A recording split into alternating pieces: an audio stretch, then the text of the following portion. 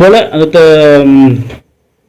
எப்படி அந்த வேறு மேலே கொஞ்சம் தடவை விட்டுருங்க. தடவை விட்டு ஒரு பச்சை கலர் நூல் எடுத்து உங்களுக்கு எந்த விநாயகர் உங்களுக்கு சித்தி பண்ணணும்னு சொல்லிட்டு நினைக்கிறீங்களோ, நம்ம சித்தி பண்ணக்கூடிய வேண்டிய விநாயகரோட மந்திரம் பார்த்தா ஜெபிக்கணும்னு சொல்லிட்டு கிடையாது.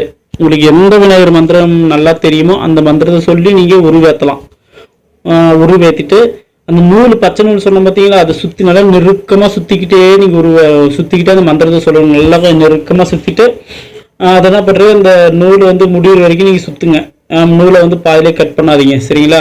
கொஞ்சம் பக்கத்தில் நெருக்கமாக அப்படியே சுற்றிட்டு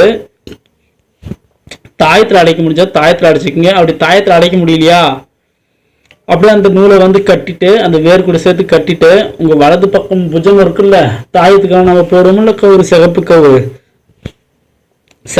மஞ்சள் கவுரு எதுனாலும் சரி, தாயத்துக்கு போடக்கூடிய கவுரை எடுத்துகிட்டு உங்களோட அது சென்டர் பகுதியில் வச்சு கட்டி, அந்த வேரோட சென்டர் பகுதியில் வச்சு கட்டி உங்களோட வலது புஜத்தில் கட்டிக்கலாம். அப்படின்னா